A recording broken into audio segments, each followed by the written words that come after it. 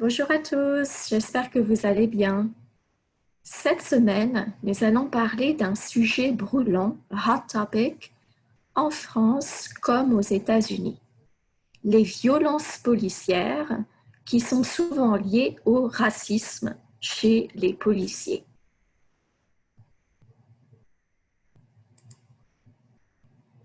Donc, dans cette vidéo, d'abord, je vais vous présenter les forces de l'ordre en France, law enforcement, pour que vous connaissiez un peu le système français, pour vous donner les bases. Ensuite, on va parler du racisme au sein de la police française. Au sein, ça veut dire within. Et on parlera du mouvement Black Lives Matter en France. Et le but, the goal de cette vidéo, c'est de vous donner les mots, le vocabulaire pour parler de ce sujet, pour qu'on puisse en parler ensemble en classe.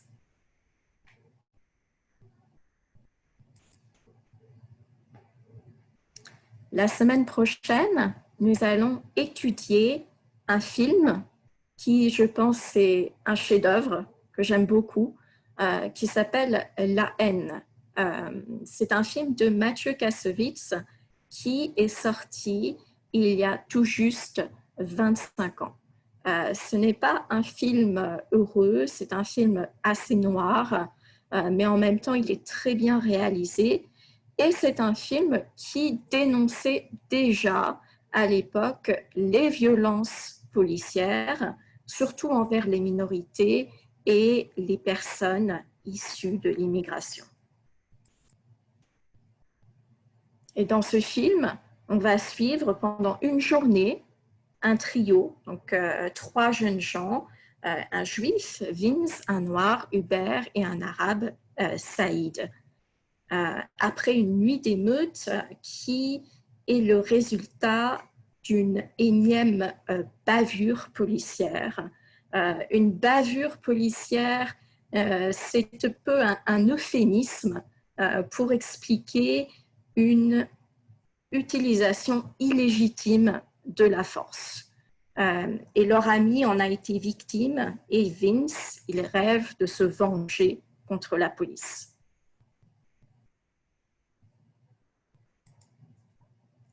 Donc, pour discuter de ce sujet, il est d'abord important de savoir comment les forces de l'ordre fonctionnent en France. Surtout pendant les manifestations Black Lives Matter, les manifestations des Gilets jaunes, vous pouvez rencontrer différents types de policiers. On va distinguer les policiers qui sont des civils des gendarmes. Les gendarmes, ce sont des militaires qui ont une formation militaire. On les trouve souvent dans les petites villes, mais ils sont aussi à Paris et dans les grandes villes quand il y a besoin d'intervention, par exemple pendant les manifestations ou parfois pendant des actes de terrorisme ou des insurrections. D'abord, les policiers, il y a plus différents types de policiers. Les CRS, on va en parler, c'est un peu l'équivalent de The Riot Police. On a aussi les CSI qui sont similaires, mais qui font partie de la police nationale. Les CI, les BAC, Brigades anticriminalité, qui sont coupables de beaucoup de bavures policières. Et parmi les gendarmes, donc, pendant ces manifestations, pendant ces émeutes, on peut souvent voir les EGM, qui veut dire les escadrons de gendarmerie mobile. Alors, toutes ces lettres, tous ces mots, ça ne veut sans doute pas dire grand-chose pour vous, donc on va les déchiffrer ensemble. D'abord, les CRS. Alors, les CRS, ce sont des forces mobiles, c'est-à-dire qu'on peut les envoyer dans plusieurs villes, dans plusieurs régions, qui assistent les unités locales. Leur mission, leur responsabilité, c'est le maintien de l'ordre, aussi le rétablissement de l'ordre, ça veut dire remettre l'ordre, la lutte contre la délinquance. Lutter, ça veut dire se battre, ça veut dire combattre. Et lutter donc contre la délinquance, c'est-à-dire les crimes commis par des jeunes, le terrorisme et aussi l'immigration irrégulière. Leur équipement, ma mère aime dire qu'ils ressemblent à des Robocop parce qu'ils ont un gros équipement. Ils sont donc des gilets pare-balles. Des balles, ça veut dire bullet. Paré, ça veut dire arrêter. Donc, bulletproof jackets. Des protections qu'ils vont mettre sur leurs bras et sur leurs jambes. Des boucliers, shields. Des bâtons de défense qu'on appelle aussi parfois des matraques et qu'ils utilisent souvent pour taper sur les manifestants. Des grenades lacrymogènes, donc des grenades qui donnent du gaz lacrymogène. Une arme qui est très controversée, qui s'appelle un LBD, un lanceur de balles de défense. Les balles de défense, on les appelle aussi flashballs. Ce sont un peu comme des rubber bullets qui ont fait beaucoup de dégâts. Des pistolets, guns et les fusils d'assaut, donc assault rifles. Les signes distinctifs, si vous êtes dans une manifestation, les CRS ont souvent des bandes jaunes sur le casque, comme ici, mais pas toujours. Parfois, ils ont juste un casque noir. Et la différence avec la police, c'est qu'il n'a pas écrit police dans leur dos. À l'inverse, ils vont souvent avoir le numéro de leur section.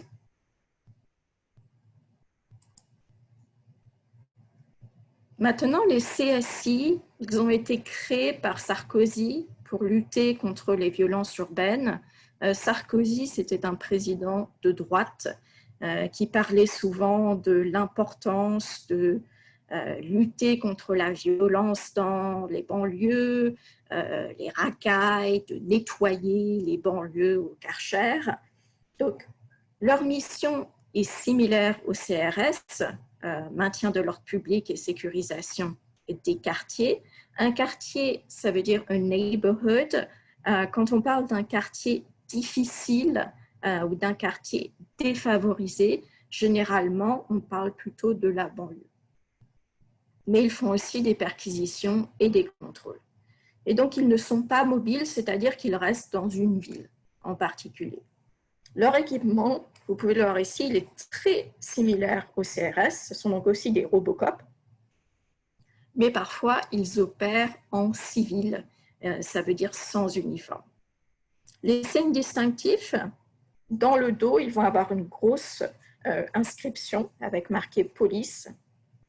Et parfois, vous pouvez voir des bandes bleues sur le casque, comme ici. Donc, les CRS ont des bandes jaunes et les CSI ont des bandes bleues. Les CI, ils sont très similaires aux CSI, c'est une spécificité parisienne, donc on ne les trouve qu'à Paris. Et leur mission principale, c'est d'aider pendant les événements.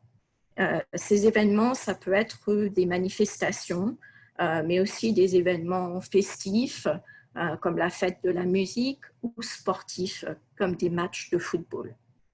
Leur équipement, il est semblable au CRS et au CSI et leur uniforme est aussi très similaire à celui des CSI, avec des bandes bleues sur le casque et l'inscription police dans le dos. Donc ça, ils sont mobilisés pendant les événements.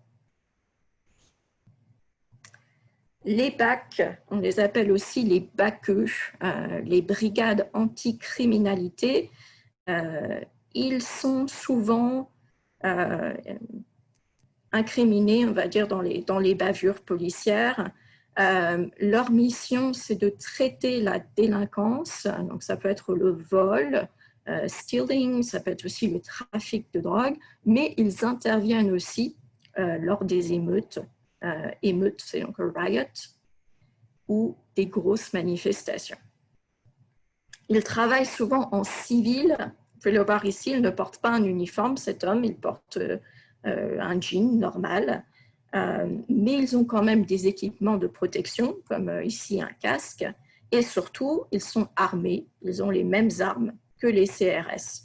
Donc ici, vous pouvez voir le fameux LBD, le lanceur de balles de défense. Ils ont aussi des grenades, des pistolets et des fusils. Et le signe distinctif, donc ils sont en civil, mais ils ont un brassard orange avec marqué police, comme ici. Et les EGM, c'est donc l'escadron qui, lui, fait partie de la gendarmerie. Donc, ce ne sont pas des policiers, ce sont des gendarmes. Et c'est l'équivalent militaire des CRS, c'est-à-dire qu'ils ont eu une formation militaire, ce qui n'est pas le cas des policiers. Leur mission, comme les CRS, c'est donc le maintien et rétablissement de l'ordre, et on les voit souvent dans les situations délicates, on va dire, par exemple les émeutes ou même les insurrections armées. Ils peuvent parfois aller à l'étranger pour aider dans le cas d'insurrection. Leur équipement pour les armes, c'est très semblable au CRS, mais ils vont aussi avoir un matériel militaire. Donc, ils ont souvent des véhicules blindés, like armored vehicles, et même des hélicoptères ou des drones. Et les signes distinctifs, c'est qu'à la place de police, il y a écrit gendarmerie dans leur dos et ils ont un casque d'un bleu plus clair que la police. Ici, vous pouvez voir son casque, il est plus clair.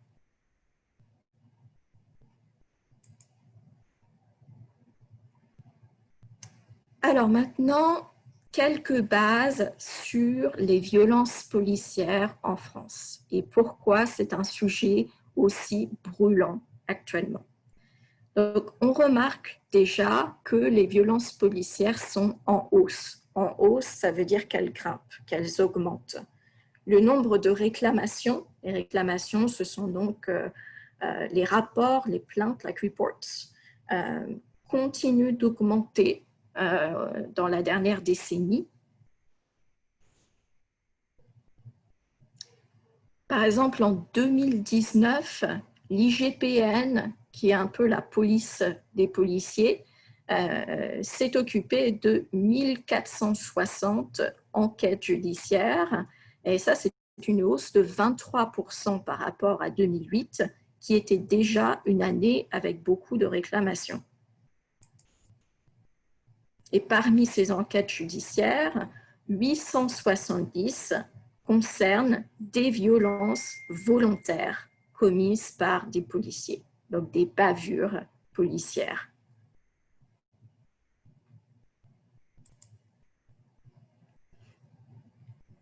Ces violences policières, elles ont surtout éclaté pendant le mouvement des Gilets jaunes. Donc, la France a réalisé que c'était vraiment un problème pendant ces manifestations.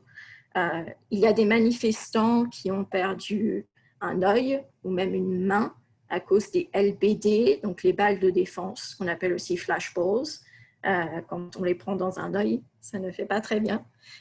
Et aussi quand ils lancent des grenades de désencerclement, il y a un peu de TNT dedans et ça donc fait une petite explosion qui peut aussi faire des blessés.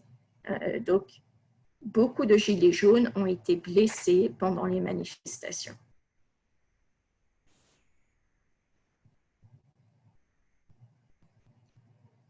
En ce moment, aux États-Unis, on voit les manifestations Black Lives Matter, qui donc, ce sont donc des gens qui manifestent contre les violences policières aux États-Unis, contre l'impunité de la police. En France, on a un mouvement similaire. Par exemple, le 2 juin, on a 20 000 personnes qui ont manifesté à Paris contre les violences policières. Et cette manifestation, elle a été organisée par la famille d'une victime, Adama Traoré. Adama, c'est un jeune homme noir qui est mort en 2016, asphyxié par 3 gendarmes. Il est mort dans des situations, c'était une situation très similaire à George Floyd, où il a eu 3 policiers qui se sont assis sur lui et qui l'ont donc asphyxié. Asphyxié, ça veut dire ne plus pouvoir respirer. manquer d'air. Et donc, le jour de cette manifestation, il y a donc eu une expertise qui a décidé que les gendarmes impliqués dans l'affaire n'allaient pas être condamnés.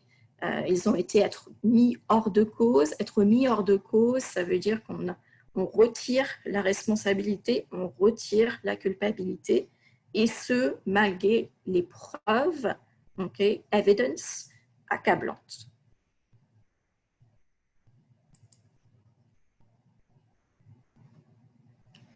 Ce qu'il est aussi important de savoir, c'est qu'on parle des violences policières, mais le racisme, ce n'est pas seulement la violence physique.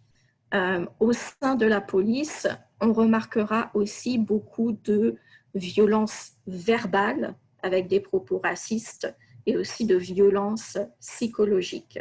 Par exemple, le 4 juin, un site a révélé un groupe Facebook privé avec plus de 8000 policiers français.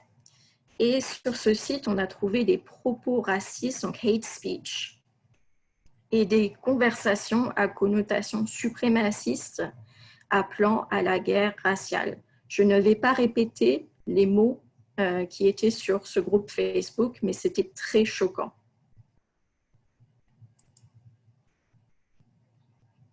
Aussi, le 18 juin, on a un groupe international, Human Rights Watch, qui a publié un rapport de 44 pages sur le profilage ethnique. Donc, le profilage, c'est comme en anglais profiling, lors des contrôles d'identité en France. Ce qu'on remarque, c'est que les policiers, surtout dans les quartiers favorisés, ils arrêtent souvent les gens pour des contrôles d'identité sans raison, sans fondement. Et contrairement aux États-Unis, les policiers français n'ont pas de caméra, ils n'ont pas de vidéo sur eux. Donc souvent, il n'y a pas de preuves, il n'y a rien qui reste de ces contrôles de sécurité. Et ce sont des contrôles qui peuvent être humiliants pour les gens, et c'est une façon pour la police d'exercer leur autorité dans ces quartiers défavorisés.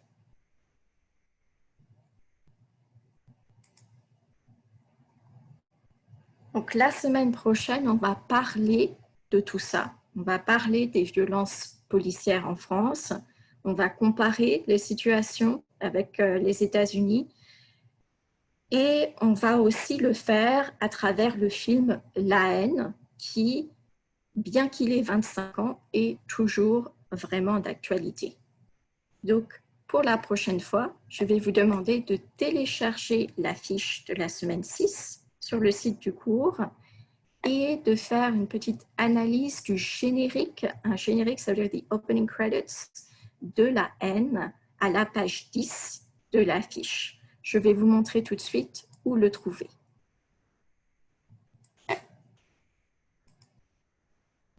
Nous sommes ici sur notre site.